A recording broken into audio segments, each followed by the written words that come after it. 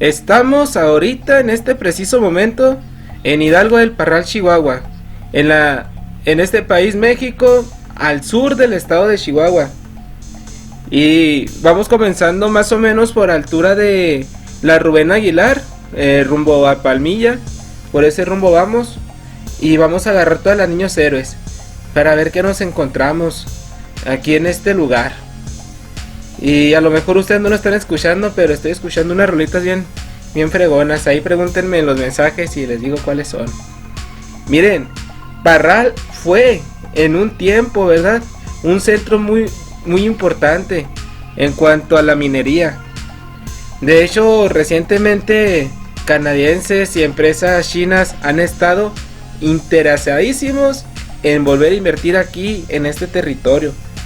Nada más imagínense la magnitud de este lugar, que ahorita es considerado un lugar muy histórico, pero lo vamos a ir viendo poco a poquito. Miren, esta gasolinera que está a la izquierda es la gasolinera de Palmilla, que según la gente cuenta que hace unos 35 años esa era la orilla de Parral, 35, 40 creo, esa era la orilla de Parral y no había más. Entonces imagínense nada más cómo ha crecido. Entonces yo quise iniciar más o menos desde esta altura. Todavía queda mucho más, pero eso a lo mejor en otro recorrido lo vamos viendo. Aquí en estos videos de Parral lo voy a estar presentando por, ¿cómo le podría decir?, por clips. Hay clips de grabación de una zona y luego nos brincamos a otra y luego nos regresamos y luego nos vamos a otra. Esto es para que conozcan y no nos metamos como en una línea de tiempo, ¿verdad? Que iniciemos y fin, no. Vamos a hacerlo así, sorteadón, para que no se pierdan todos los lugares. Y como, bueno, iniciando me gustaría mencionar que aquí el señor don Juan Rangel de Viesma, conocido como el alférez real, don Juan Rangel de Viesma. Bueno, ¿y este caballero qué? Pues un alférez sería como equivalente a un caballero de esos tiempos, ¿verdad? Este señor encontró plata en el Cerro de la Prieta. Y las leyendas locales, ¿verdad? Porque hay unas leyendas locales cuentan que las vetas de plata de la mina, que ahí, ¿verdad?, existían, eran tan abundantes que parecía como si estuvieran saliendo del subsuelo. Por lo cual la mina en realidad se llama La Negrita, ¿verdad? Y la ciudad esta en un tiempo pues llevó el nombre de La Prieta. Entonces, pero ¿por qué, verdad, La Prieta? Bueno, porque la plata cuando se extrae naturalmente es de color negro. Entonces, según las historias, se debe a que el fundador Juan Rangel de Viesma, ¿verdad?, encontró en el cerro donde está la mina una joven india morena, muy hermosa, de la cual él quedó muy enamorado. Y en honor a ella bautizó el cerro a la mina, así. Entonces, él bautizó al cerro y a la mina como La Negrita. Entonces, fíjese nada más, es una historia de amor aquí escondida. Una historia de amor y mucha economía. Miren todo esto, vean como por abajito, ahí está la mentada vialidad del río. Miren, allá enfrente a la izquierda se veía, ¿verdad?, lo que es La Negrita.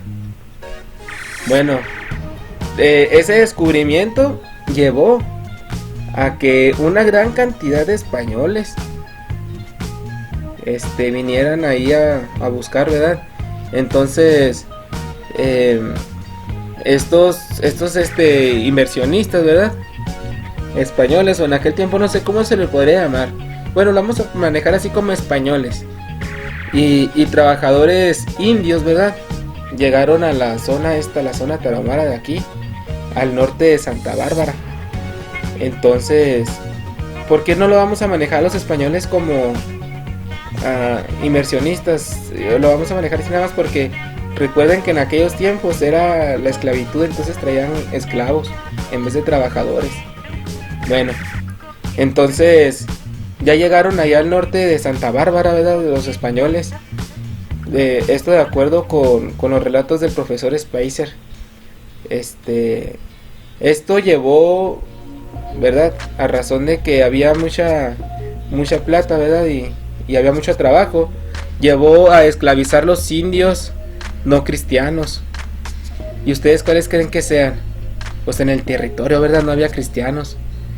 Bueno, entonces la llegada de nueva gente y el resultante del desarrollo de los españoles sin duda incrementó la presión sobre los habitantes de aquí de esta región, porque recordemos que los españoles ya traían armas de fuego.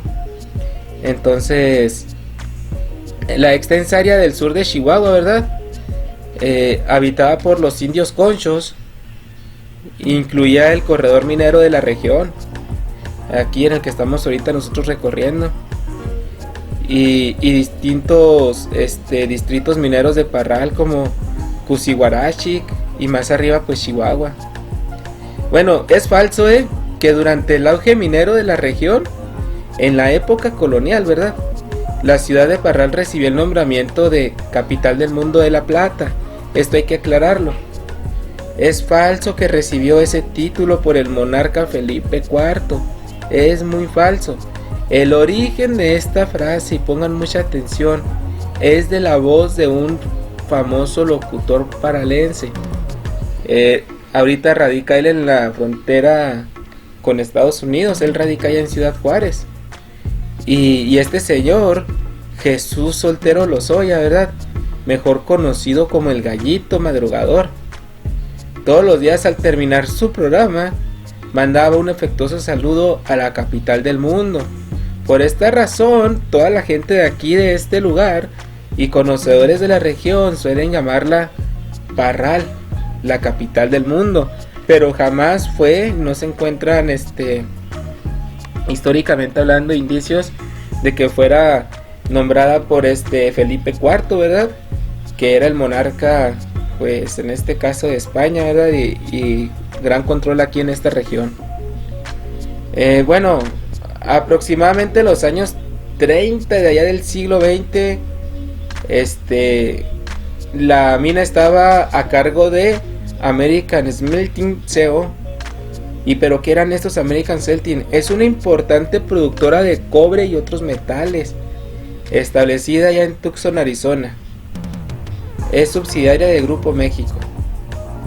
Entre los productos de Asarco se encuentran bismuto, antimonio, entre todos, ¿verdad? Entonces él tiene una filial en México, desde hace muchísimo tiempo, y fue fundada en 1899, ¿verdad? Desde aquel tiempo, y cambió su nombre en 1979 por Asarco.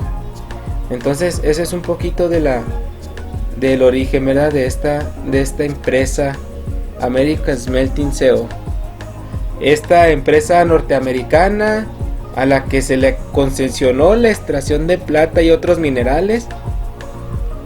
Por tal motivo, la administración, extracción y ganancias mayores eran para la compañía de tal empresa, pues todo su personal, o la mayoría, era de origen extranjero. Al finalizar todo el auge minero de la plata, Parral fue casi completamente abandonado allá en el año de 1930, aunque los distritos de los alrededores continúan la minería y la extracción de plata, y también boteos minerales, ¿verdad? Bueno, pues hoy en día, ¿verdad?, así como lo pueden ver, Parral es una pequeña ciudad dedicada al comercio. El mineral que se extraía era enviado a los Estados Unidos para su procesamiento final a la compañía Asarco, de donde era vendido tanto a México como a Estados Unidos, inclusive a otros países. Ahorita nosotros vamos a entrar a la Zapata, Chéquense nada más cómo va todo el proceso de inversión, ¿verdad? Cómo ha estado creciendo. Bueno, actualmente Parral es una de las ciudades medias del estado de Chihuahua y constituye un importante centro regional para el comercio entre las regiones del sur de Chihuahua y las regiones del norte de Durango. Urbanísticamente, el desarrollo de la ciudad se ha visto detenido por la falta de agua potable y por su compleja geografía física. Su intrincada red de callejuelas y callejones son rasgos distintivos de la ciudad, y son estos rasgos lo que le hacen preservar aún su aire colonial. Y veamos, ¿verdad? El nombre colonial de esta población es Real de Minas de San José del Parral. La denominación oficial de la ciudad es Hidalgo del Parral, ¿verdad? Por un lado tenemos el nombre colonial y por el otro tenemos la denominación oficial de esta ciudad. Hidalgo es honor o le hace honor a Miguel Hidalgo y Costilla. Y Parral, pues es un conjunto de parras sostenidas con armazón de madera u otro artificio. También se dice que el padre del fundador de esta ciudad, Juan Rangel de Viesma, nació en la ciudad llamada Parral, en España, por lo cual él, en honor a su padre, le dio el mismo nombre que su ciudad natal. Y también en la zona existían muchas parras silvestres. Miren este fraccionamentito nuevo. La gente de aquí del lugar dicen que están muy chiquitas, aunque si se fijan se ve un poquito pues bonito, ¿verdad? Aunque quién sabe la calidad, ya ven que a veces queda en duda eso. Sí, miren, aquí la gente cuenta que había muchas parras silvestres por todo lo que fue el río Parral. Ahorita pues podría ser como un arroyo, ¿no? Entonces había muchísimas parras silvestres. Imagínense nada más cantidad de uvas. Bueno, miren, chéquense. El clima de aquí es muy agradable, ¿verdad? Se clasifica como semihúmedo y templado. Registra temperaturas máximas históricas de 42 grados centígrados allá por julio del 2006 y una misma mínima histórica de menos 22 de menos 22 grados centígrados allá por febrero de 1998. La precipitación o las lluvias pluvial medias anual es de 480 milímetros con unos 70 días de lluvia en promedio de los 365, que son como un 20%, ¿verdad? Y una humedad relativa del 40%. Entonces es un lugar muy agradable, ¿verdad? Los vientos dominantes provienen del suroeste. Las nevadas son muy poco frecuentes, pero aquí cerca sí llega a nevar. Hidalgo del Parral tiene un clima algo extremoso en estaciones bien definidas. Bueno, ¿por qué? Bueno, ya que en la temporada calurosa, ¿verdad? Todos sabemos que es de mayo a septiembre. Las temperaturas máximas promedio van desde los 28 grados en agosto, ¿verdad? A los 32 grados allá en junio. Mientras que las temperaturas mínimas promedio en estos meses van desde los 13 centígrados en mayo a los 16 centígrados en junio y julio. Esta es además la temporada lluviosa, agréguenle, ¿verdad? Se presenta, como dijimos, en promedio 430 milímetros de lluvia, de los 490 milímetros que normalmente se presentan en un año. Estamos hablando que el 87% aproximadamente, ¿verdad?, se reciben en estas fechas. Entonces, y sí, todos sabemos que allá en las jornadas villistas es muy común que cuando están las jornadas villistas, pues esté lloviendo, ¿verdad? Bueno, y miren, en la temporada fría, que es de noviembre a marzo, las temperaturas máximas van desde los 8 grados centígrados en enero hasta 24 grados en marzo, ¿verdad? Mientras que las temperaturas mínimas van desde 1 °C en enero hasta los 6 centígrados en marzo, dándose heladas en estos meses, especialmente en diciembre, enero y febrero, siendo esta también la temporada seca, y pudiéndose llegar a dar un día de nieve, aunque se puede llegar a dar dos o más días si el año llega a ser lo suficientemente húmedo. Pero los días de nieve se dan cada 2 o 3 años. Así que ustedes pueden más o menos ahí sacar sus conclusiones y fechas, ¿verdad? Bueno, miren, Parral tiene una extensión de 1750 kilómetros cuadrados. Representa el 0.70% de la extensión territorial del estado. Pues este es uno de los 67 municipios de aquí, ¿verdad? Entonces, ni al 1% de la extensión territorial. Miren, su orografía, ¿verdad? Es accidentada, aquí lo estamos viendo. Aunque presenta también unas extensiones planas, con las características de una mesa central o pequeños cerros, ¿verdad? De poca importancia, que vienen siendo Beta Grande, el Cerro de la Muela, San Patricio, el Potrero, el Cerro de las Borregas, Boca Grande, ¿verdad? Y algunos cerros aislados, La Cruz, la Iguana, el Sombrero, entre otros. Pero el que tiene mayor importancia es el de la Antena.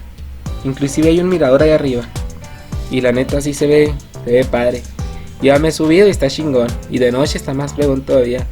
Allá cuando estábamos en la preparatoria subíamos a echarnos unas cervecitas, y llegaba la policía y no, hombre, ahí nos iba, sí nos llegaron a agarrar varias veces. Entonces no se nos quitaba la maña, ¿verdad? De agarrar los miradorcitos, también el que está ahí en la Juárez, la ampliación Juárez, también ahí arriba. No, hombre, pues cada cosa. Bueno, la hidrografía, ¿verdad? Pertenece a la vertiente oriental. El río Parral nace en la Sierra del Astillero, desde allá. Se enfila hasta el noroeste, pasando a los municipios de Allende y Camargo, uniéndose al río Florido. ¿Han escuchado la canción esa de Árboles de la barranca porque no ha enverdecido? Es que no los han regado con agua del río Florido. Esa es a la parte que quería llegar. No tengo voz, no soy cantante ni tengo talento, ¿verdad? Pero ahí está, esa es la canción. Mucha gente por la región la puede recordar. Bueno, el río Parral es un cauce que la mayoría del tiempo no tiene agua. Y la verdad, no tienen agua.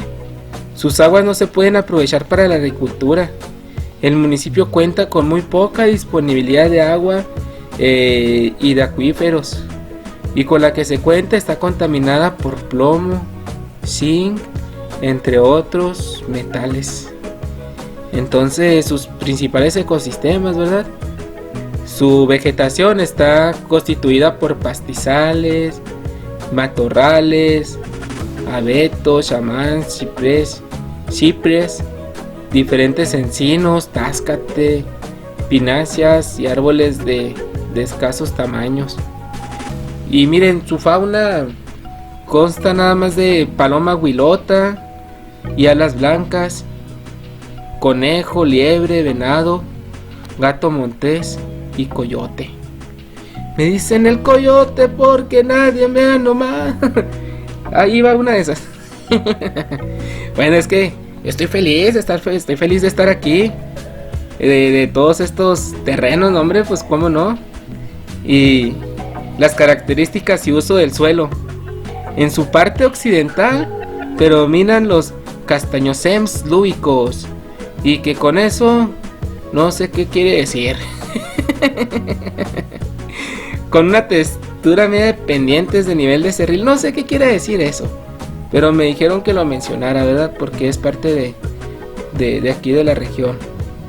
Aunque hay cosas importantes aquí del sumario histórico, Por ejemplo, hay una moneda acuñada por las tropas villistas en Hidalgo del Parral en 1913, durante la Revolución Mexicana, Esto no lo sabían, que tenían una moneda aquí acuñada en esta región. Bueno, miren, la llegada de los españoles al actual territorio del estado fue por esta región. Sí, síganme en el juego, síganme en el juego. La cual perteneció, chéquense, a la provincia de Santa Bárbara. Miren, y luego nos vamos a 1629. Se constituyó una alcaldía mayor. Al descubrirse las minas de San José del Parral, que atrajeron por su bonanza gran cantidad de españoles y gran gente de su servicio, ¿verdad? Pues obviamente los españoles traen sus sirvientes, además de constituir una magnífica base para la organización de expediciones religiosas y armadas aquí por el territorio de esta colonia. Y luego en 1629 a 1630, Juan Rangel de Viesma descubrió unos ricos filones o vetas de mineral de plata. Al hacer la denuncia ante las autoridades, le puso el nombre de La Negrita. Esto fue el inicio del Real de Minas de San José del Parral, atrayendo a muchos mineros, soldados, granjeros y comerciantes, convirtiéndose de esta manera en la población más importante del norte de Nueva España. Ustedes lo pueden creer, que esta región fue la más importante de la Nueva España, de todo el norte de la Nueva España. Entonces, pues, aquí la tienen, miren.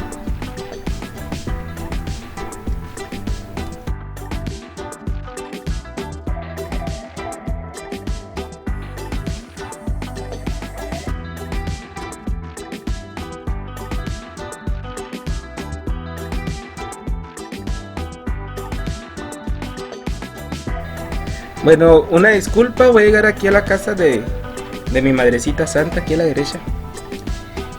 Aquí tienen su casa. Aquí mi madrecita santa y muchas bendiciones para ella. Que Dios me la siga conservando y cuidando muchísimos años y siglos más. ¿Verdad? La voluntad de Dios. Entonces, nos quedamos que fue esta región, ¿verdad?, considerada la más importante de aquí del norte de la Nueva España. Miren, nos vamos hasta 1640. Fue sede del gobierno de la Nueva Vizcaya. Y luego 46 años después, en 1686, se funda el primer colegio en el actual estado de Chihuahua denominado Nuestra Señora del Rosario. Y luego, los gobernadores de la Nueva Vizcaya establecieron aquí la sede de su gobierno en el periodo de 1640 a 1731, que fue la clave para la conquista de Sonora. Bueno, mire, deja de ser capital de la Nueva Vizcaya en 1731, ¿verdad? Y en 1820, de acuerdo con la Constitución de Cádiz, obtuvo la categoría de municipio. Miren cuánto tiempo tuvo que pasar. Como unos 89 años, ¿verdad? Desde que deja de ser capital de la Nueva Vizcaya. Miren, y luego nos vamos hasta 1823. Dice que el censo levantado en agosto registró como ayuntamiento a Parral, cabecera del partido, ¿verdad? Y 1823, el 1 de octubre, sesionó el ayuntamiento local para solicitar su integración al estado de Durango. Esto fue antes de la creación del estado de Chihuahua. Miren, para que vean, solicitó Parral ser del estado de Durango, ¿verdad? Y luego en 1825 recibe el título de villa. Y en 1826 recibe el nombre de Villa de San José del Parral, mismo que el Congreso del Estado cambió por su denominación actual, en honor al caudillo insurgente don Miguel Hidalgo y Costilla. Bueno, yo lo veo, ¿verdad? Si yo estoy en primero de primaria y me dicen, a ver, escribe tu lugar de donde vives. Imagínense escribir Villa de San José del Parral, Chihuahua, México. O nos vamos del otro lado. Insurgente don Miguel Hidalgo y Costilla. O no. Bueno, en fin, nombres largos, ¿verdad? Pues lo bueno que ya es Parral, Chihuahua, o Hidalgo del Parral, Chihuahua, o San José del Parral, Chihuahua, ¿verdad? Tiene muchas denominaciones, pero por la historia, no crea que la gente nos lo saca así nomás porque quiere decirle, no, es por la historia, ¿verdad? Y luego miren, nos vamos hasta el 20 de agosto, allá en 1833, se da la categoría de ciudad y la nombran Hidalgo. Y luego ese mismo año se le da el nombre de Hidalgo del Parral, en honor al cura Dolores, don Miguel Hidalgo y Costilla.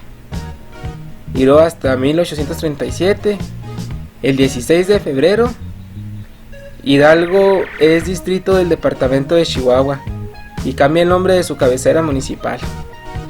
Y luego en 1839, en mayo, Hidalgo es distrito del departamento de Chihuahua. Y luego de ahí nos pasamos hasta el 21 de noviembre, cuando es distrito de partido y cabecera municipal. Y en el 47 se convierte en sede de los poderes del estado. Y luego en 1847, ahí en noviembre, es cantón del estado y su cabecera es la ciudad de su nombre. Y luego en 1855, el 17 de marzo, Hidalgo es cabecera del distrito Hidalgo. Y luego en 1859, en febrero, Hidalgo o el Parral es cabecera del distrito y cantón del mismo nombre. Y luego en el 64, del 2 al 5 de octubre, se convierte en capital del país, con la presencia del presidente Juárez en la localidad. Y luego en 1887, en octubre, se suprime el cantón, quedando como cabecera del distrito Hidalgo y de la municipalidad de Hidalgo del Parral. Bueno, y nos vamos hasta 1907. Nace el licenciado Antonio Ortiz Mena, futuro secretario de Hacienda de México. Chéquense, el futuro o el secretario de Hacienda de México nació aquí, ¿verdad? En 1912, el 24 de marzo, Francisco Villa toma la plaza. En 1923, el 20 de julio, muere asesinado el general Francisco Villa en Hidalgo del Parral. Miren, vamos a enfocarnos aquí con Francisco Villa porque para mí es histórico, es dato histórico y muy importante en la historia moderna, ¿verdad? Pancho Villa, realmente ese no era su nombre. Su nombre real es José Doroteo Arango Arámbula. Nació en San Juan del Río, Durango, 5 de junio de 1878. Fallece en Hidalgo del Parral, Chihuahua, el 20 de julio de 1923. Conocido por su seudónimo Francisco Villa, o por el hipocoristismo o hipocorístico. ¿Qué es hipocorístico? Podría decir llamado cariñosamente, ¿verdad? Son apelativos cariñosos, pero las palabras siempre las ponen difíciles. Hipocorístico de es Pancho Villa, ¿verdad? Entonces su seudónimo quedamos que es Francisco Villa y llamado de forma cariñosa Pancho Villa. Este fue uno de los jefes de la revolución, jefe de la Revolución Mexicana, reconocido como un ícono popular de la cultura de México. Su actuación militar fue decisiva por la derrota del régimen del entonces presidente Victoriano Huerta.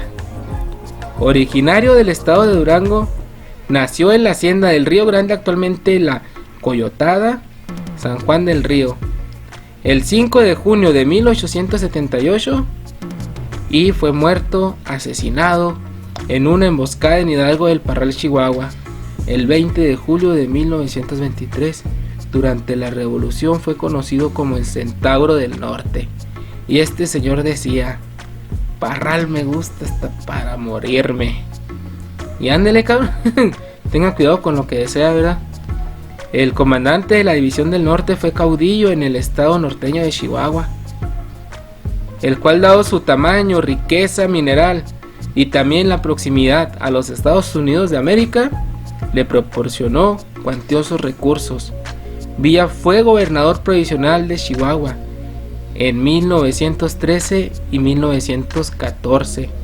El dominio de Villa al norte de México terminó en 1915, a través de una serie de derrotas que sufrió en Celaya y Agua Prieta, a manos de Álvaro Obregón y Plutarco Elías Calles.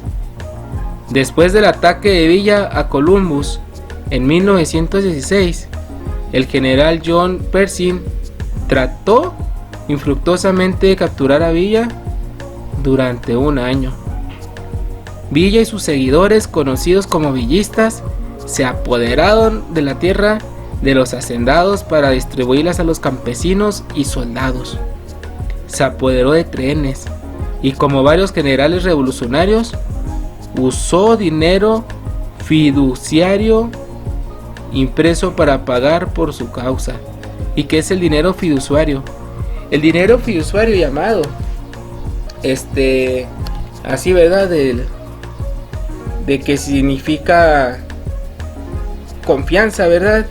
Y a su vez fides, que es el que se basa en la fe o confianza de la comunidad. Es decir, que no se respalda por metales preciosos ni nada que no sea promesa de pago por parte de la entidad emisora. Es importante tener en cuenta que entendemos la confianza de la comunidad como el conjunto de la riqueza aparente que presenta la comunidad emisora de esta moneda, ¿verdad? No debe confundirse con el dinero, el dinero fiat, que es el que es emitido y validado de forma legal por un gobierno. Ejemplos del dinero fiat son el dólar estadounidense, el euro y todas las monedas de reserva, ¿verdad? Como dijimos, una de las monedas fiduciarias de cobre de 8 reales acuñada por José María Morelos existe, ¿verdad? Ahí en fotografías las pueden buscar ustedes. Serían cambiadas por otras del mismo valor facial, pero de plata, tras la consumación de la independencia de México. México logró independizarse de España, pero las monedas emitidas por el insurgente nunca fueron cambiadas a quienes las tenían en su poder. Este sistema monetario se utilizó en el siglo XI en China, siendo responsable de la expansión de las dinastías Yuan y Ming. Asimismo realizaron la invención del papel, donde aparecieron los primeros billetes certificados legalmente. Por lo tanto, el valor es equivalente, chéquense, a una cantidad determinada de oro.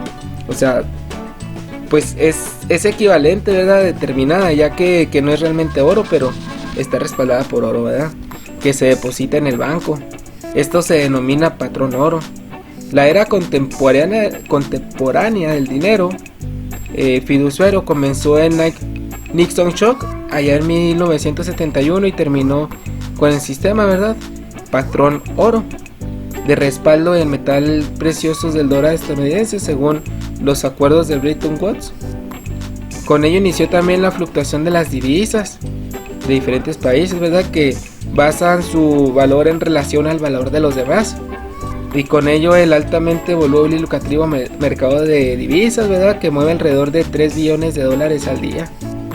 El dinero mercancía basa su valor en la existencia de una compartida en oro, plata o cualquier otro metal noble o valores, ¿verdad? En cambio, las monedas y billetes fiduciarios tienen valor debido a su declaración como dinero por el Estado y también en el crédito y la confianza, la fe de su futura aceptación, que inspira. Sin esta declaración, sin esta declaración la moneda no tendría ningún valor.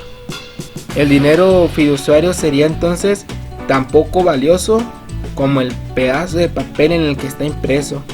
Por lo tanto, la moneda fiduciaria es lo contrario al dinero de mercancía, debido a que la diferencia entre la moneda y el dinero de mercancía reside en su valor intrínseco. Es decir, estamos hablando que a lo largo de la historia el dinero como mercancía, ¿verdad?, tiene un valor que deriva de los minerales, como por ejemplo, estamos hablando de una moneda de oro o estamos hablando también de una moneda de plata.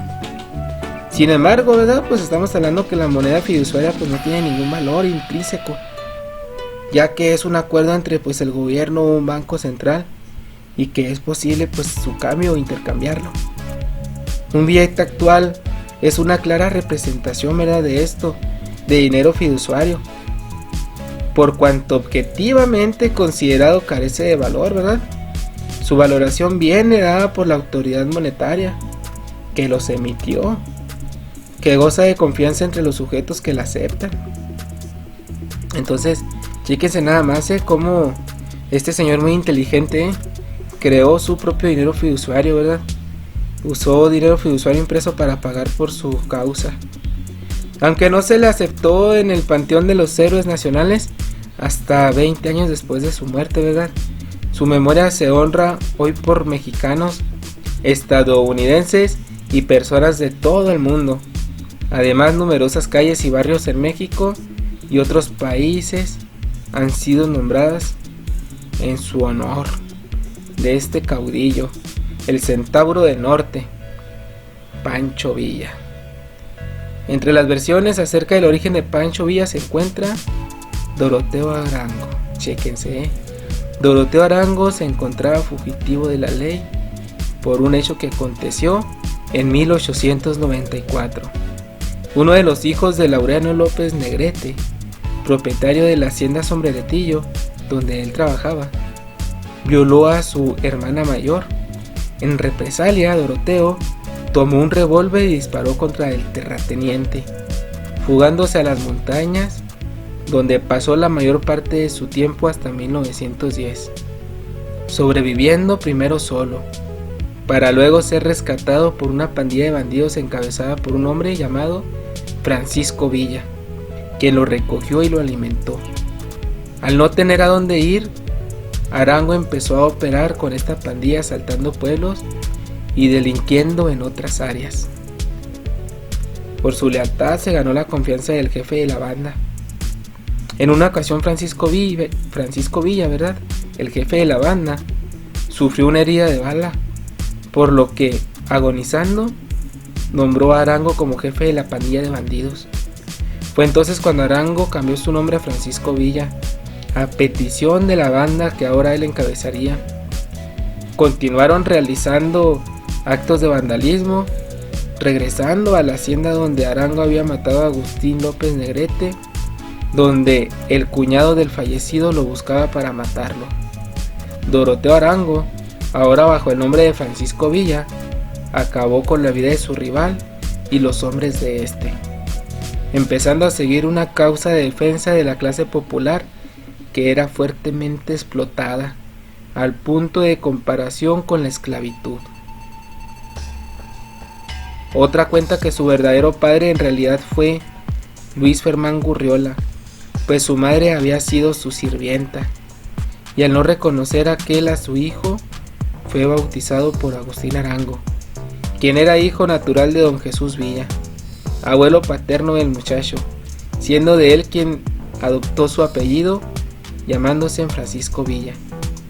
Y por último existe otra versión todavía que cuenta que una mujer de apellido Arango tuvo amoríos con Jesús Villa, que había pasado de residir en San Gabriel, Jalisco, a San Juan del Río, en el estado de Durango, y que de ellos nació Agustín Arango, aunque este se debía haber llamado Agustín Villa Arango, ¿verdad? Se desconocen las causas por qué Jesús Villa no dio nombre a su hijo y de por qué recibió el apellido de su madre, ¿verdad? Agustín Arango contrajo matrimonio con Micaela Arámbula y de ellos nace Doroteo Arango. Finalmente Doroteo Arango retoma el que su padre le contaba era su apellido legítimo, para así hacerse llamar Francisco Villa como medida para ocultar su identidad real. El accionar revolucionario de Villa se dio durante sus primeros años, principalmente ahí en el estado de Chihuahua. El estado de Chihuahua, pues ya muchos saben, ¿verdad?, que queda al norte de México, donde su ideal consistió en frenar el abuso que ejercían los hacendados sobre los campesinos y en derrocar a los grupos establecidos en el poder público. Bueno, ¿y qué es un hacendado? Se denomina hacienda a una finca agrícola, ¿verdad?, de gran tamaño, generalmente una explotación de carácter latifundista, con un núcleo de viviendas, normalmente de alto valor arquitectónico, sistema de propiedad de origen español, concretamente andaluz. El modelo fue importado en América durante la época virreinal. Entonces, ¿verdad? Esto hace nada más que por la finca agrícola. Hacendados son los dueños de las haciendas. Y ustedes saben que existen muchos personajes que se han blindado a lo largo de la historia. Se han amparado, ¿verdad? Pues bueno, Villa lo hizo muy a su estilo y muy a sus tiempos. Y hubo un periodo en el que Villa practicó el blindaje. Se unió a un grupo de bandoleros dirigido por Ignacio, ¿cómo se llama? Ignacio Parra. Operó con ellos hasta que José Solís, ¿verdad?, un miembro de la banda, asesinó a un anciano. Entonces Villa en ese momento se deslindó del grupo y trabajó en una mina que se llama El Verde, y como albañil ahí en la ciudad de Chihuahua. La policía volvió a reanudar su persecución, por lo que Villa volvió a las andadas, volvió a la sierra como cuatrero. Y luego vienen aquí datos importantes como la entrada en la revolución. Bueno, en 1910 se unió al movimiento maderista. Este movimiento maderista fue un movimiento por parte de Francisco Ignacio Madero González. Era un empresario, era un militar con el rango de general y no tenía ningún conflicto.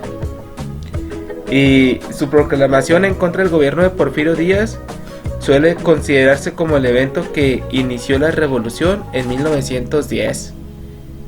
Durante este conflicto, ¿verdad?, Madero fue elegido presidente de México, cargo que ejerció desde el 6 de noviembre de 1911. Poco más de un año después, en 1913, fue traicionado y asesinado junto con el vicepresidente José María Pino Suárez, como resultado de un golpe de estado, la llamada Decena Trágica, dirigido por Victoriano Huerta.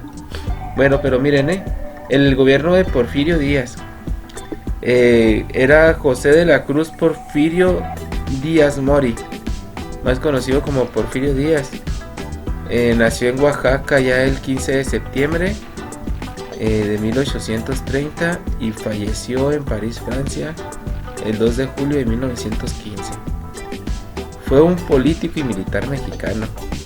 El tiempo que acumuló ejerciendo el cargo de presidente de México tuvo extensión sin precedentes, llegando a los 30 años con 105 días, y cuyo lapso de la historia mexicana es denominado porfiriato. Fíjese nada más, actualmente aquí en México para estar a cargo de la política, bueno, ¿cómo le podría decir? En frente del país, o como representante del país, representante político, ¿verdad? Son 6 años y se hacen elecciones cada 6 años. Entonces este señor Porfirio Díaz se aventó 30 años y 150 y tantos días. Pues entonces por eso, ¿verdad?, se proclamó en contra del Porfirio Díaz, del porfiriato. Pero lo interesante es de que bueno, ¿verdad?, cómo durante este conflicto este señor, ¿verdad?, Francisco I. Madero, fue elegido el presidente de México, ¿verdad?, poco más de un año. Y luego para que el último fuera traicionado junto con el vicepresidente Pino Suárez, ¿verdad? Y la gente que no sepa que es un golpe de estado, y sobre todo la escena trágica, ¿verdad? Dice que fue un golpe de estado militar que tuvo lugar entre el 9 de febrero y el 19 del mismo mes de 1913. Todo esto para derrocar a Francisco I. Madero de la presidencia de México. La sublevación se inició en la Ciudad de México, donde un grupo de disidentes comandado por el general Manuel Mondragón se levantó en armas y puso en libertad a los generales Bernal Reyes y Félix Díaz, quienes estaban presos. Posteriormente asaltaron algunas dependencias de gobierno y decretaron el estado de sitio. ¿Pero qué es estado de sitio? Es un régimen de excepción que debe ser impuesto por el Poder Ejecutivo, en particular por el jefe de Estado, y con la autorización del órgano legislativo. Bueno, cosas de política. Entonces, la escena trágica, dice, se defendió el Palacio Nacional, este señor lo defendió Lauro Villar, pero fue herido, por lo que Madero nombró en su lugar a Victoriano Huerta. Al paso de los días se solicitó la renuncia de Madero y José María Pino, pero fue rechazado. Fíjense, es que fue una época muy difícil, ¿verdad? Entonces ya vimos un poquito de la escena trágica, quién fue este personaje, ¿verdad? Francisco Ignacio Madero. Y bueno, entonces vean nada más como que un antecedente, ¿verdad? Del por qué todas estas cosas. Bueno, Villa estaba unido al movimiento maderista, pero Villa era acá el Centauro del Norte, y pues Madera se fue a meter allá, pues a la mera boca del lobo, ¿verdad? Entonces, ya cuando Villa se unió al movimiento maderista en 1910, ¿verdad? Primero a través de su compadre Eleuterio Soto, y después mediante Abraham González, ¿verdad? Como dijimos. Bueno, miren, este señor Francisco Villa, chéquense, tenía dichos muy buenos, ¿verdad? Como que la educación era lo más importante de todos. ¿Por qué? Porque este señor fue un analfabeta, hasta que un tiempo después, ¿verdad? Y vamos a hacer la historia, ¿verdad? En 1910 ahí se une primero a través de su compadre Eleuterio Soto, ¿verdad? Y después mediante Abraham González, con quien Villa guardaba pues lazos comerciales. En ese entonces Pancho Villa era nada más y nada menos que un cuatrero, y en la mejor denominación, un guerrillero sin causa, ¿verdad? Pero sin embargo, al conocer a Abraham González, representante político de Francisco I. Madero en Chihuahua, recibió de la educación básica, que le hizo abrir los ojos al mundo político y cambiar su visión sobre su propia vida y su relación con los que estaban en el poder. El 17 de noviembre de 1910 atacó la hacienda de Cavaría. Desde ese mismo día se dedicó a reclutar gente para sus tropas. Villa, en la lucha armada maderista, se distinguió por su audacia y organización. La revolución maderista comenzó a revelar el ingenio militar y la capacidad estratégica de Pancho Villa. En el Tecolote engañó a las fuerzas generales o a las fuerzas del general Navarro, poniendo sombreros sobre estacas. Chéquense nada más este dato importante: sombreros sobre estacas para simular un contingente mayor, obligando al general Navarro a la retirada. Sobresalió como jefe de las batallas de San Andrés, Santa Isabel, Ciudad Camargo, Las Escobas y Estación Bauche, contra el general federal Manuel García Pueblita. Además participó en el mayor triunfo al lado de Pascual Orozco. La batalla de Ciudad Juárez contra el general Juan Navarro, a quien intentó fusilar incluso en contra de Francisco I. Madero. Después de tomar Torreón por unos momentos, Villa se hace de los primeros trenes de sus fuerzas, que después servirían para transportar grandes contingentes de la División del Norte. Y todos, o si no saben qué es la División del Norte, porque ya lo hemos estado mencionando, es la formación militar encabezada por el general Francisco Villa, que obtuvo importantes triunfos en la lucha de la Revolución Mexicana. La División del Norte se componía sobre todo de gente del pueblo, rancheros, vaqueros, caporales y otros elementos de la población rural del norte de México. También dio caída a miembros del ejército federal que lamentaban el asesinato de Francisco I. Madero por las fuerzas de Victoriano Huerta. Y pues este Victoriano Huerta, ¿quién es? ¿Por qué tanto mundo lo menciona, verdad?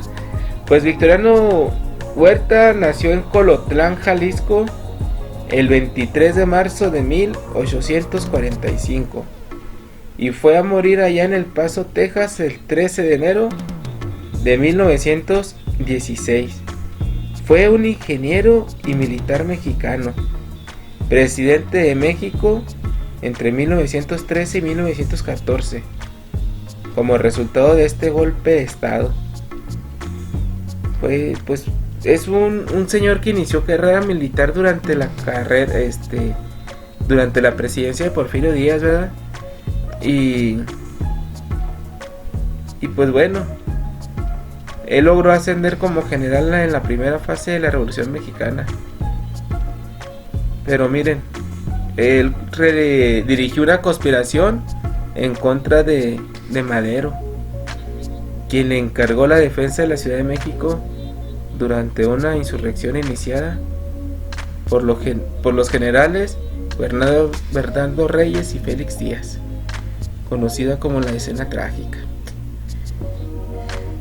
Pues en fin, miren, traiciones y traiciones y traiciones.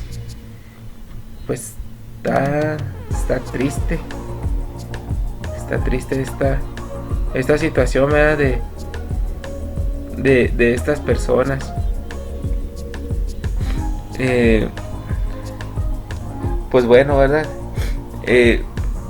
Pues de Villa se puede hablar. ¿Qué más podemos hablar del respecto?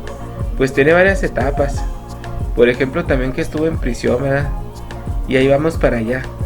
Les voy a contar de que estuvo en prisión Villa, ¿verdad?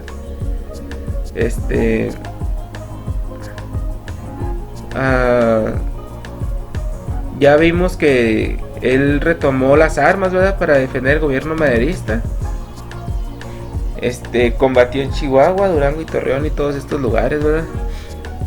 Como en resumen. Bueno, miren. A su lado participó en las batallas de Tlahualilo, Sierra de Banderas, Conejos y Rellano, ¿verdad?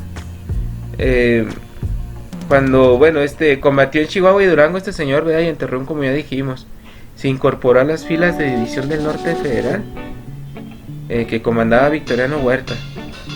A su lado participó en las batallas de Tlahualilo, ¿verdad? Lo acabamos de mencionar. Sierra de Banderas, Conejos y Rellano. Bueno, Tlahualilo es allá por Durango, ¿verdad? Por su actuación militar fue ascendido a general brigadier honorario, después de que se adhirió al Plan de Guadalupe. El Plan de Guadalupe fue un documento que pretendía eliminar cualquier pretensión de legitimidad del gobierno Victoriano Huerta.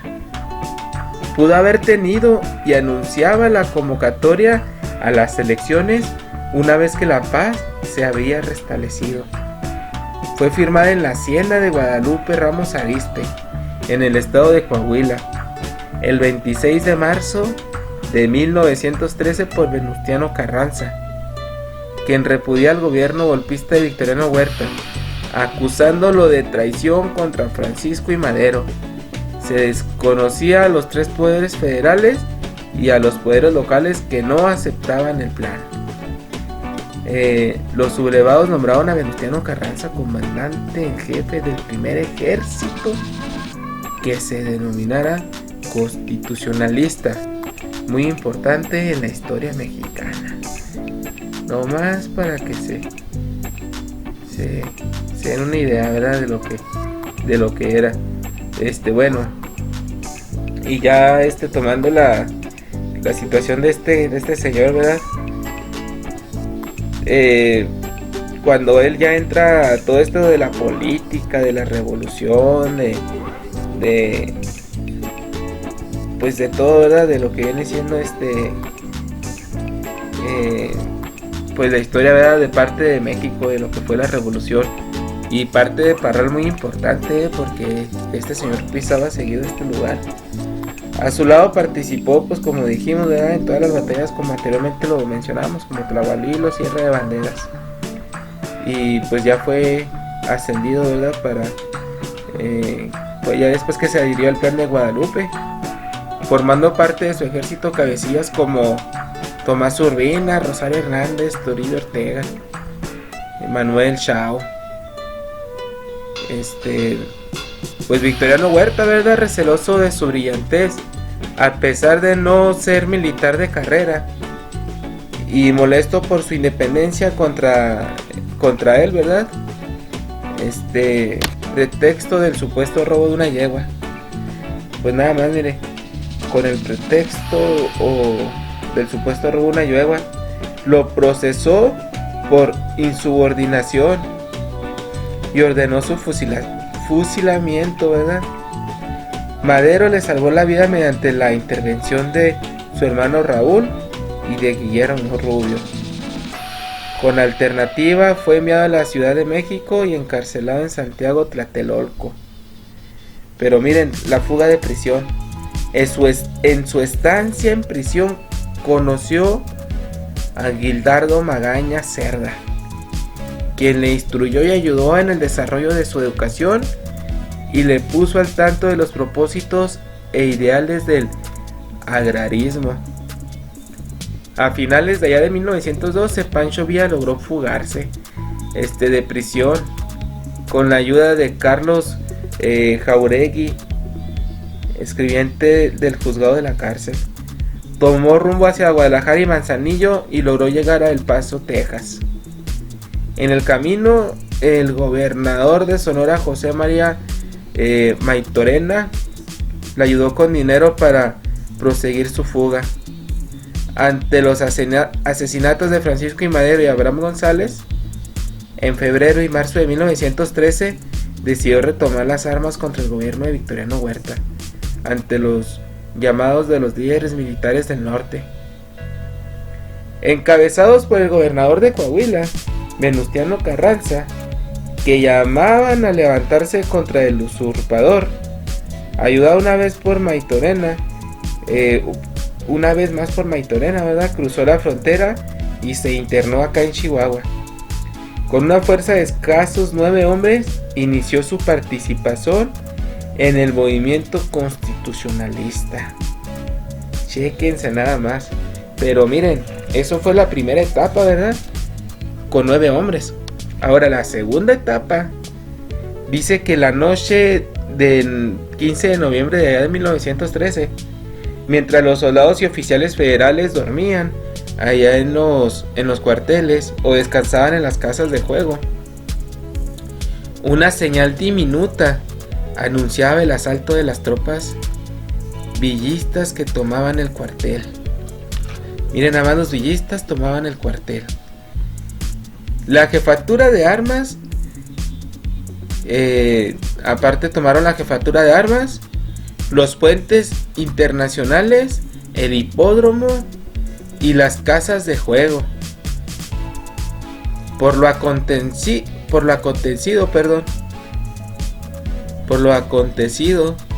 se reunió con Madero en la hacienda de Bustillos, donde recibió el grado de coronel. Chéquese nada más. Atacó Casas Grandes y Ciudad Juárez en el estado de Chihuahua. Allá en noviembre de 1913, en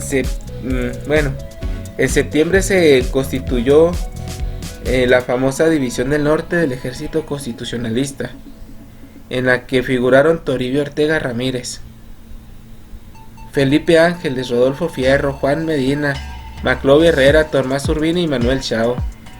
Felipe Ángeles, entre otros, y de la que Pancho Villa fue nombrado general en jefe. Si se fijan, miren, hay muchas calles que llevan esos nombres, aquí en México. Las pueden encontrar a lo largo de toda la República Mexicana.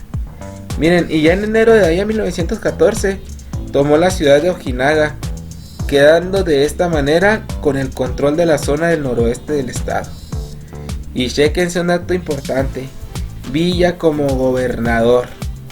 Inclusive, ahí en el estado de Chihuahua, billete de 10 pesos emitido en Chihuahua en 1914. Este billete conocido como 2 caritas, con los retratos de Francisco I. Madero y Abraham González. Chéquese nada más su lucha, ¿verdad? Por muy poco tiempo fue nombrado gobernador provisional de Chihuahua, aunque ejerció el poder por un periodo mayor, pues dictaba órdenes al gobernador Manuel Chao, quien había sido nombrado por Venustiano Carranza. Como gobernante, Villa mandó imprimir diversos billetes, como los 2 caritas y las sábanas. Embargó tiendas y sustituyó a los comerciantes venales por administradores honorables.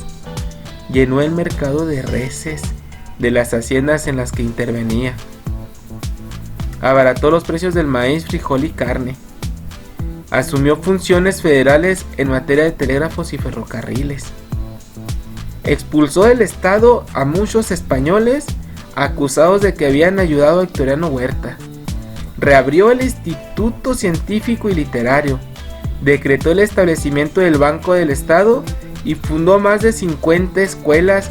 En sus ratos libres él mismo asistía a clases y aprendía a leer y escribir. Los habitantes de Chihuahua aún recuerdan las semanas de Villa como gobernador. Hasta la fecha es considerado el mejor gobernador que ha tenido el estado de Chihuahua. En su tercera etapa, manifiesto al pueblo mexicano por el general Francisco Villa en septiembre de 1914. Ahí hay un manifiesto de su tercera etapa. El 23 de junio, desobedeciendo las órdenes del primer jefe, desplazó a la División del Norte en la batalla de Zacatecas, derrotando al general federal Luis Medina Barrón. Las discrepancias tuvieron un receso temporal con el Pacto de Torreón, y el 8 de julio de 1914, celebrado entre la División del Norte y el Cuerpo del Ejército del Noroeste, a Pancho Villa lo representaron Miguel Silva, Manuel Bonilla y José Isabel Robles. A Pablo González Garza, Antonio Villarral, Cesario Castro y Luis Caballero. Se acordó que Villa presentaría disculpas a Venustiano Carranza, quien seguiría como primer jefe. A Pancho Villa se le otorgaría el grado general de división, aunque independientemente de Álvaro Obregón y Pablo González Garza, Villa reconoció a Venustiano Carranza, pero le impuso limitantes, como asumir la presidencia interina y convocar a una convención de generales y gobernadores revolucionarios para señalar la celebración de elecciones y formular un programa de gobierno. Los acuerdos no fueron aceptados en su totalidad por ninguna de las dos partes. Los ejércitos revolucionarios derrotaron a Huerta, quien firma su carta de renuncia el 15 de julio de 1914. A pesar de la victoria, Villa estaba molesto con Venustiano Carranza, quien lo despreciaba por su reputación de bandolero, ya que nunca le concedió a la División del Norte el grado de ejército ni a Villa el grado de general de división. Pero este señor Venustiano Carranza, ¿quién fue? Nació en Cuatro Ciénegas, Coahuila, el 29 de diciembre de 1859 y murió allá en Tlaxcalantongo, Puebla, el 21 de mayo de 1920. Fue un político, militar y empresario mexicano que participó en la Segunda Revolución Mexicana, como el primer jefe del ejército constitucionalista tras el asesinato de Francisco I. Madero. Derrocado al gobierno dictador de Victoriano Huerta, fue el encargado del poder ejecutivo desde el 14 de agosto de 1914, hasta el 30 de abril de 1917, y presidente de México de manera constitucional de 1917 hasta 1920. Pero pues miren cómo ¿verdad? Era la molestia de Villa, porque pues no era considerado, no era tomado en cuenta. Entonces pues por eso todo este problema, ¿verdad?, que tenía Villa, y pues por eso desobedecía mucho Villa, este personaje, pues con tal razón. Bueno, pues ya sabemos que Villa lo reconoció en un tiempo, ¿verdad? Pero pues no duró mucho el gusto. Pues se entiende el coraje de Villa, ¿no? No era reconocido. Entonces pues a pesar de que era considerado el mejor gobernador, es considerado el mejor gobernador de aquí del estado de Chihuahua, pues qué triste, ¿no?, que toda su lucha no fuera reconocida. Pero este señor no se rendía, ¿verdad? Y sigue pues sigue la historia. Obregón se trasladó a conferenciar con Pancho Villa, pero tratando Obregón de atacar a las tropas villistas por un lado y lograr una alianza por el otro, es descubierto por Villa, quien manda a fusilarlo.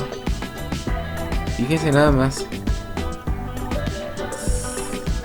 Pero Serrano y Raúl Madero evitan que Álvaro Obregón sea fusilado, aceptando las condiciones de Villa y firmar un acuerdo, logrando escapar a Chihuahua. Y a medio camino de la huida obregonista, Villa recibe un telegrama de Venustiano Carranza, en donde este rechaza el acuerdo, haciendo que Villa persiga a Obregón sin lograr alcanzarlo, lo cual origina que rompa definitivamente con Carranza. Hijo de su madre. Luego después viene la Convención de Aguascalientes, En 1914, Venustiano Carranza citó a una convención de las fuerzas revolucionarias para limar asperezas entre ellas, sin lograr su objetivo, ¿verdad? Pues Villa se fortaleció en la Convención de Aguascalientes. ¿Y qué fue esta revolución de Aguascalientes? La soberana Convención de Aguascalientes, ¿verdad?, fue una reunión que se celebró desde el 10 de octubre hasta el 9 de noviembre de 1914. Fue convocada el 1 de octubre de 1914 por Venustiano Carranza, primer jefe del ejército constitucionalista, bajo denominación del Gran Convenio de Jefes Militares, con mando de fuerzas y gobernadores de los estados. Fíjese nada más. Se celebró, sus sesiones iniciales se celebraron en la Cámara de Diputados en la Ciudad de México. Y chequense, nada más fue mero político, ¿verdad? ¿Qué es lo que llegó a este grado este señor, ¿verdad?, de revolucionario y político? En aquellos tiempos era así. Entonces, por eso la Convención de Aguascalientes, y ahí fue donde Villa se fortaleció. Como resultado, Venustiano Carranza y Obregón rompieron con la convención.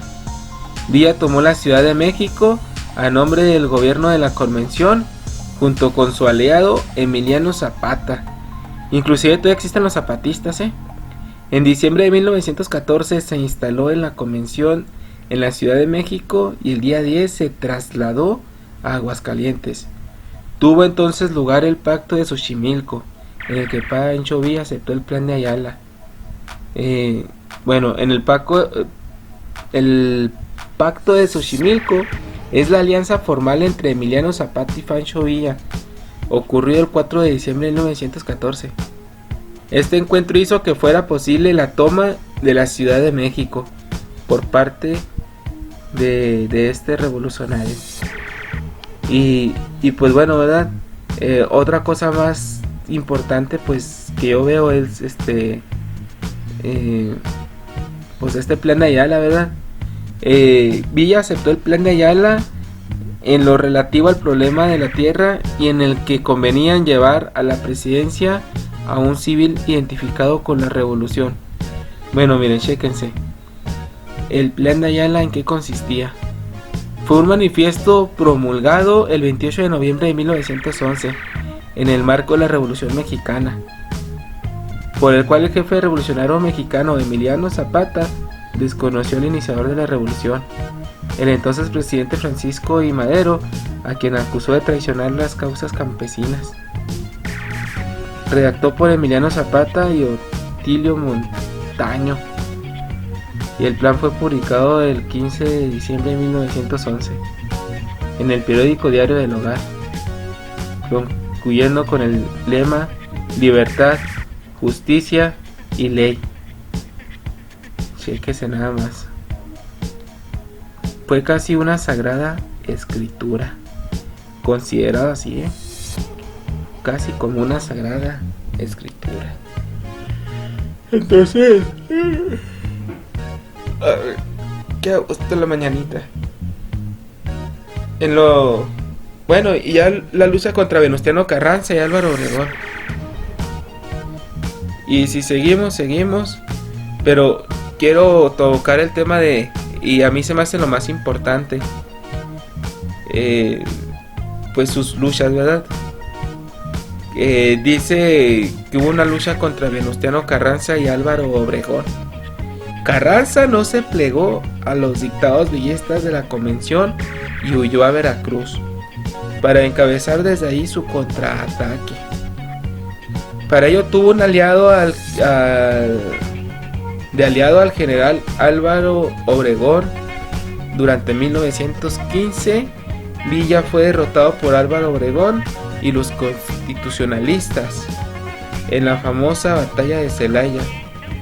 Esta batalla de Celaya es el nombre de una serie de encuentros militares decisivos para la Revolución Mexicana entre la División del Norte, encabezada por Pancho Villa, contra las tropas constitucionalistas al mando del general Álvaro Obregón, que tuvieron lugar desde el 6 al 15 de abril de 1915 en las inmediaciones de Celaya, Guanajuato. Villa concentró su ejército en Irapuato y Obregón el suyo en Celaya, desde donde planeó su estrategia para esperar al impulsivo Villa. La primera fase de los enfrentamientos ocurrió los días 6 y 7 de abril ahí de 1915, en los cuales Obregón supo defender su posición ante las arremetidas de los villistas. Estos tuvieron que desplegarse a Salamanca, desde donde planearon el contraataque. La fase decisiva comenzó el 10 de abril, cuando Obregón supo aprovechar las debilidades de la estrategia de Villa. El 15 de abril la victoria correspondió a las tropas de Obregón, tras lo cual Villa se vio obligado a retirarse a León, Guanajuato. Después de esta batalla hubo otras entre los mismos bandos de Trinidad, León, Santana y Aguascalientes, pero Villa ya no volvería a operar frente a la División del Norte. Fue en la batalla de León donde Obregón, quien sería presidente de 1920 a 1924, ¿verdad?, perdería un brazo. Sin embargo, esto provocaría que después fuera conocido como el Manco de Celaya, confundiéndose muchas veces los datos, pues las dos batallas fueron cercanas. No, hombre, si fue una de historias, de batallas, de peleas, y a lo mejor lo contamos así fácil, ¿verdad?, pero hubo mucha gente que tuvo que perder su vida, porque pues así eran las batallas, ¿verdad? Miren, y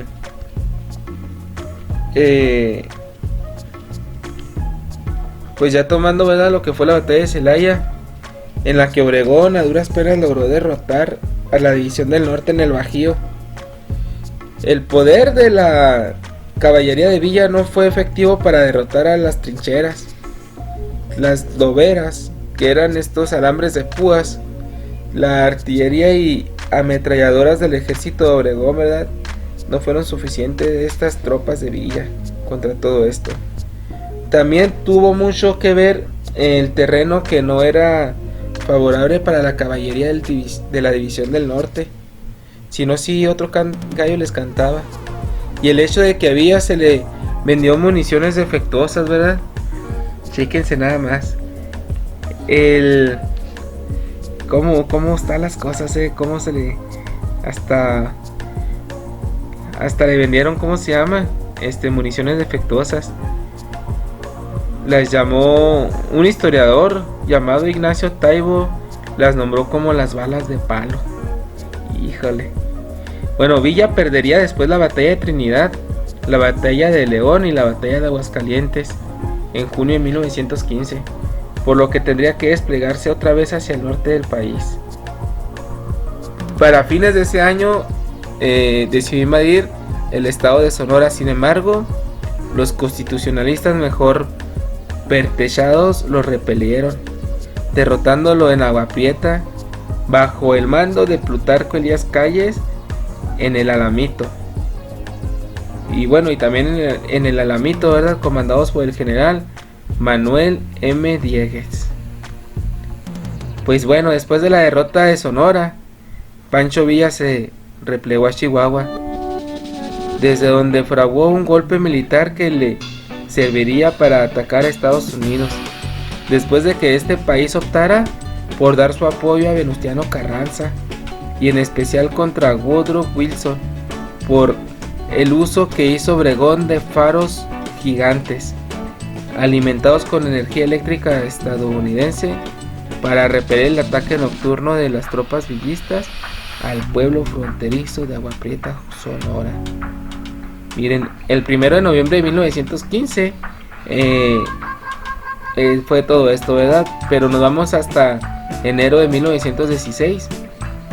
Un grupo de villistas al mando del general de órdenes Ramón Banda Quesada emboscaron un tren del México Northwest Railway, compañía del ferrocarril noroeste de México, cerca de Santa Isabel, Chihuahua, y masacró a 18 empleados estadounidenses de la compañía minera Azarco.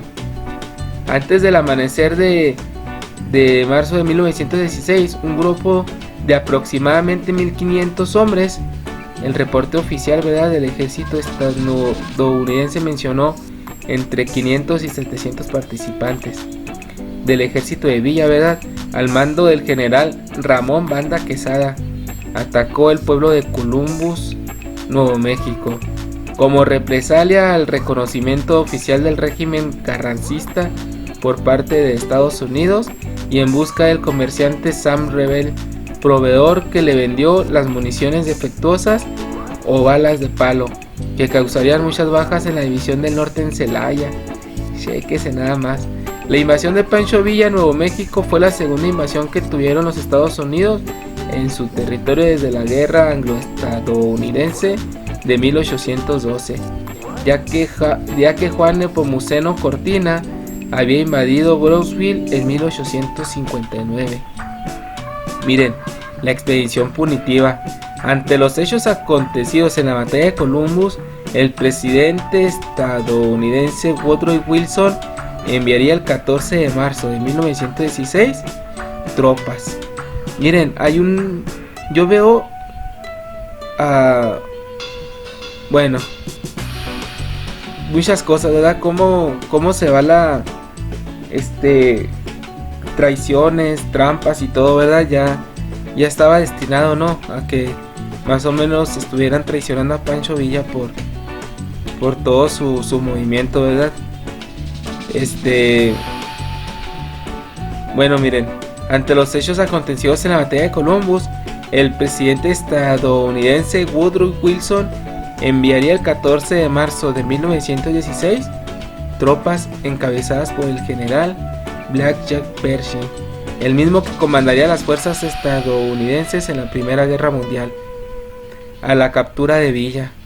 La búsqueda de Villa llevaría a las tropas estadounidenses finalmente unos 600 kilómetros dentro del territorio mexicano, llegando hasta la ciudad de Parral, donde después de un conflicto encabezado por la maestra Elisa Griensen y donde participaron los niños del pueblo, el ejército estadounidense habría de retroceder a sus campamentos ubicados al norte de México.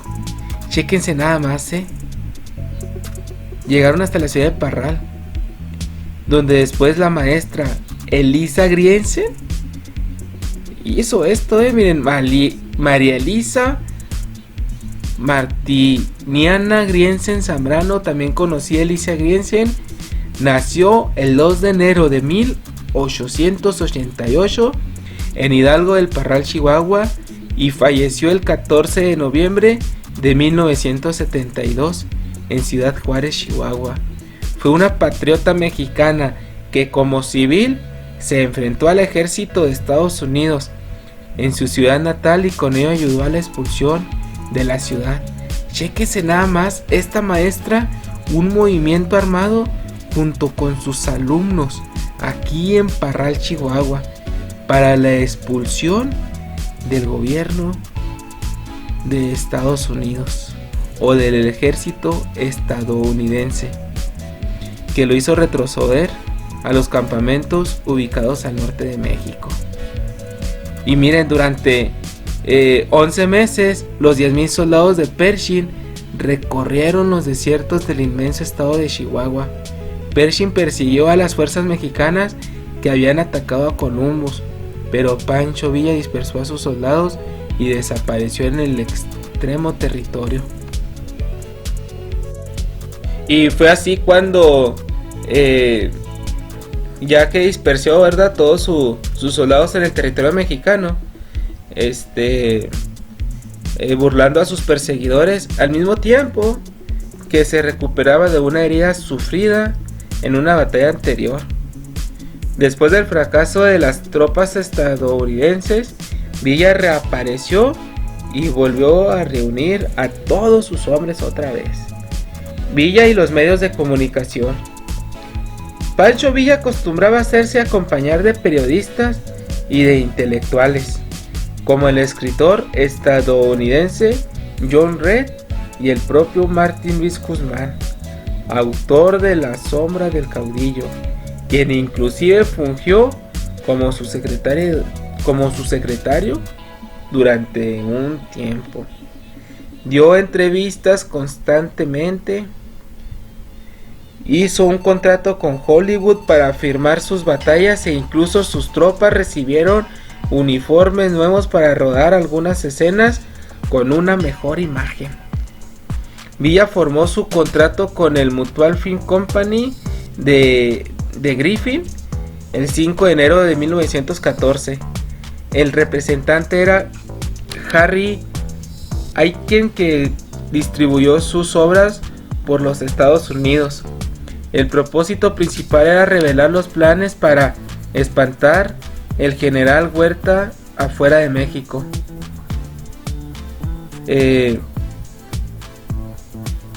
La vida del general Villa se estrenó el 14 de mayo de 1914 en Nueva York.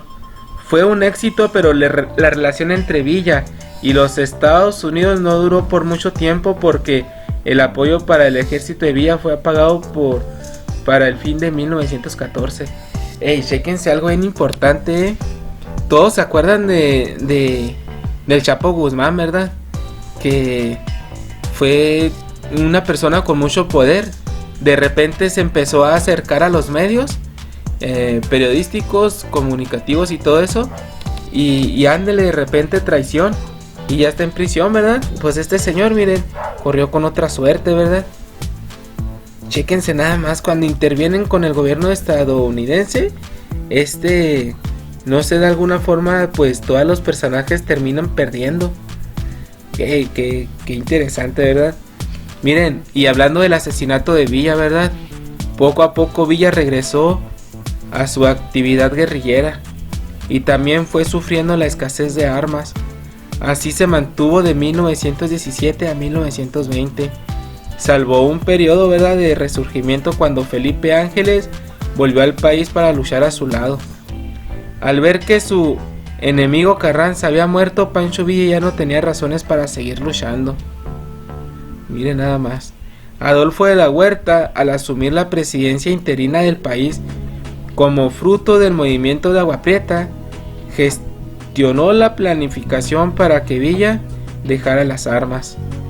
Pero miren, el 26 de junio de 1920, Villa firmó los convenios de Sabinas, en Sabinas, Coahuila, obligándose a deponer las armas y a retirarse a la hacienda de Canutillo en Durango, que el gobierno le concedió en propiedad por sus servicios prestados a la revolución.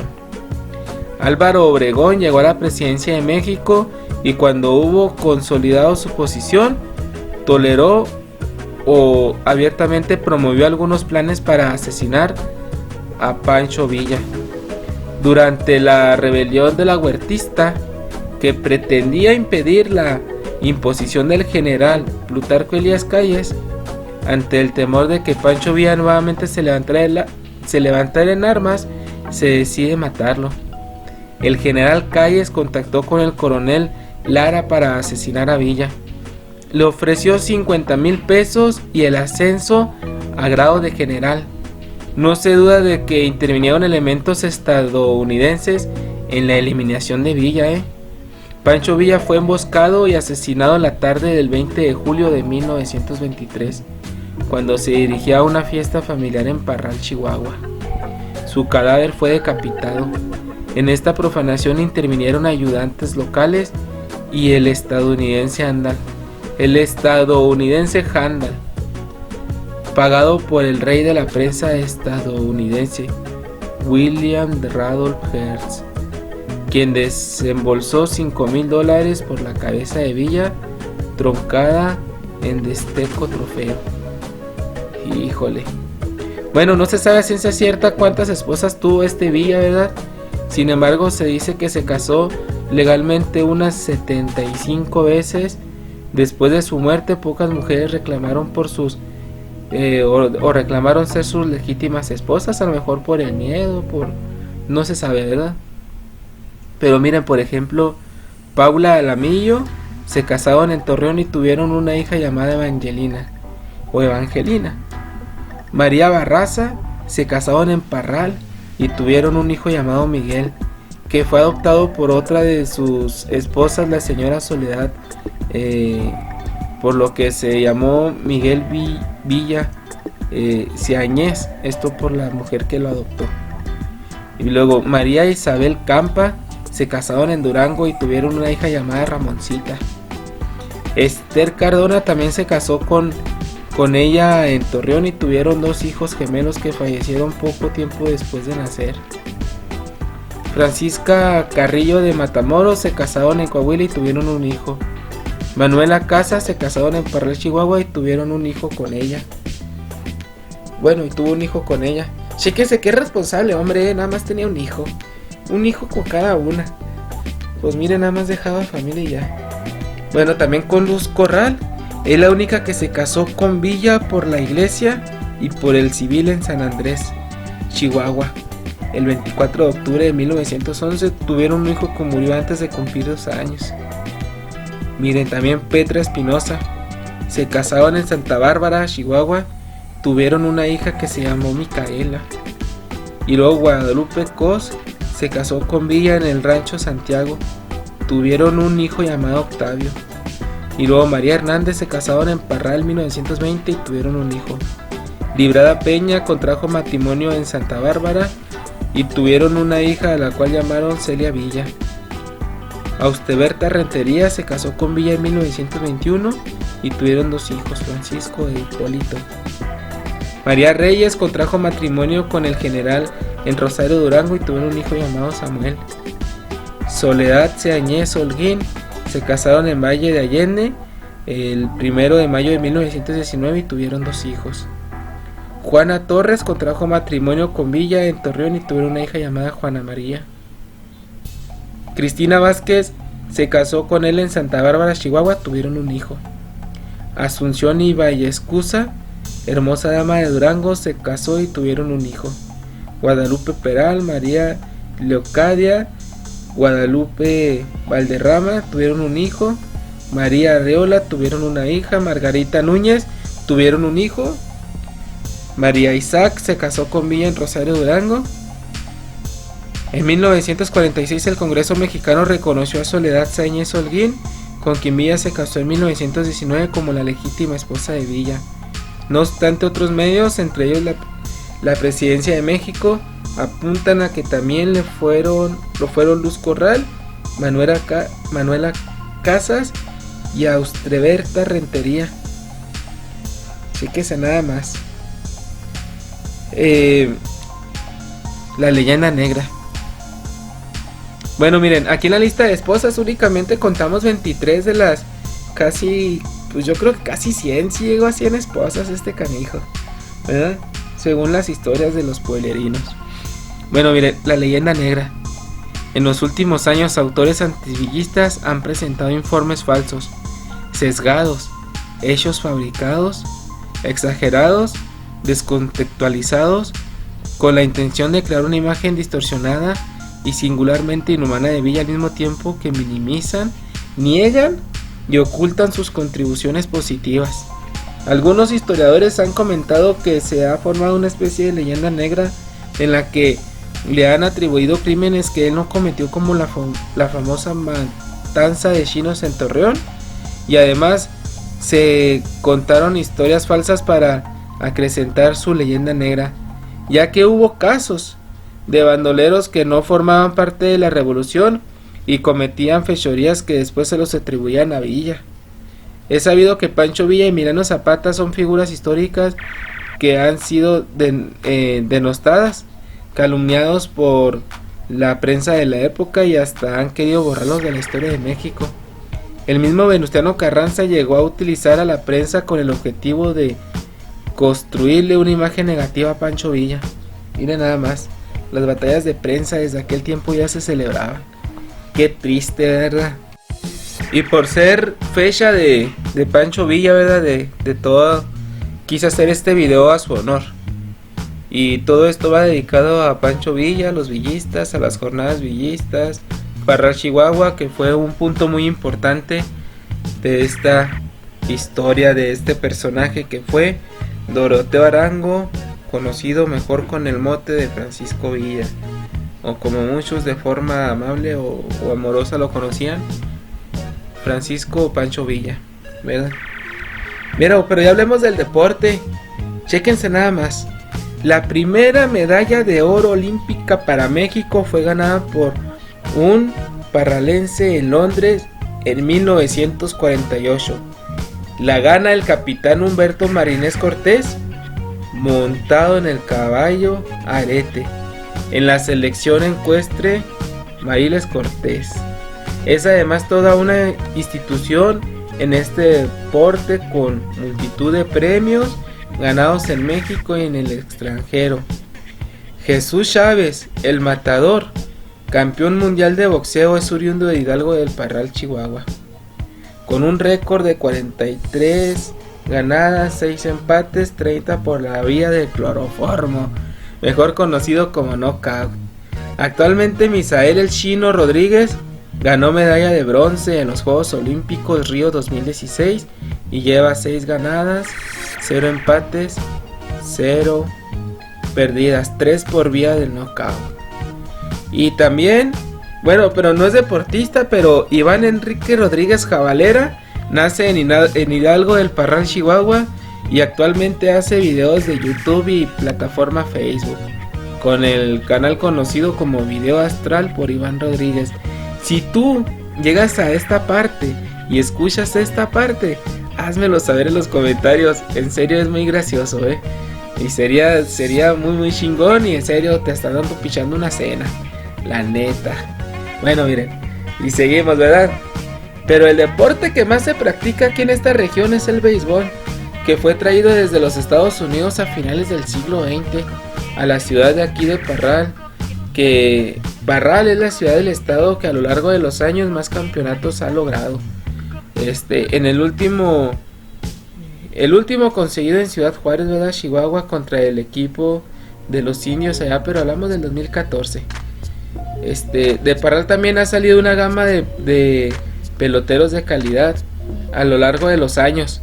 En el 2012 construye el gran estadio Parral, el cual en la actualidad casa de los llamados mineros, o como coloquialmente se les describe, picapiedra.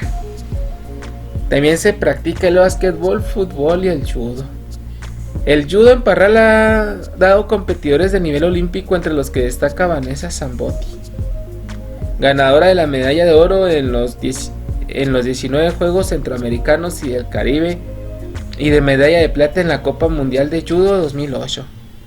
Se reconoció como semillero a nivel panamericano gracias al sensei Andrés Martínez, a cargo de Judokan Parral.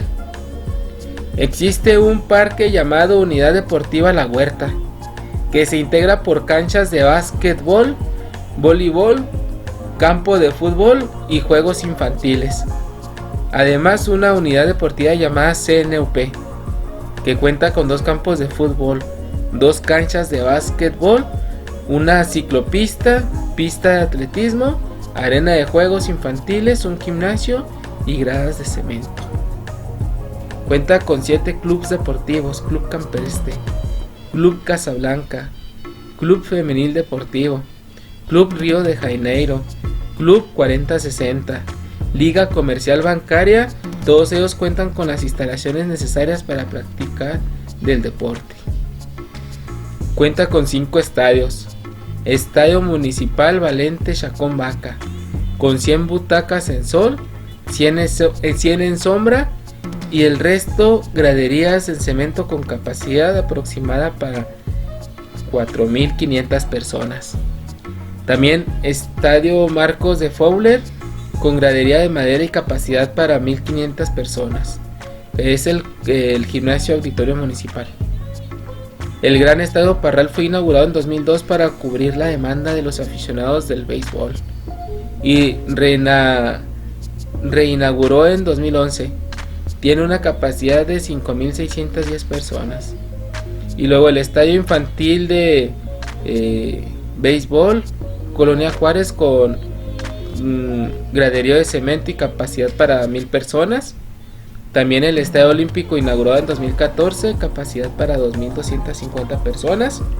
Y existe un lienzo charro con capacidad para 6.000 personas. Cuenta con un gimnasio municipal con graderío de madera. Existen también instalaciones deportivas en las diferentes escuelas de la cabecera municipal y comunidades de aquí de este municipio. Y pues bueno, ¿verdad? Hay muchísima historia que tiene aquí Hidalgo del Parral, Chihuahua. Pero yo ya quiero finalizar este video. Ya ando un poquito cansadón. Ya hicimos varias tomas de varios lugares. Estamos aquí de noche por las colonias de ciudad de aquí de Parral, Chihuahua. Y yo ya me retiro de todos ustedes y agradezco todo el apoyo, agradezco toda la atención, y a echarle muchas ganas, hijos, porque esto de la pandemia vamos a salir muy pronto, Dios mediante, ¿eh? Entonces yo me retiro y lo demás los dejo con algo de musiquita de fondo. Agradezco mucho toda su atención. Muy buen día, muy buena tarde, muy buena vida, muy buena salud. Gracias.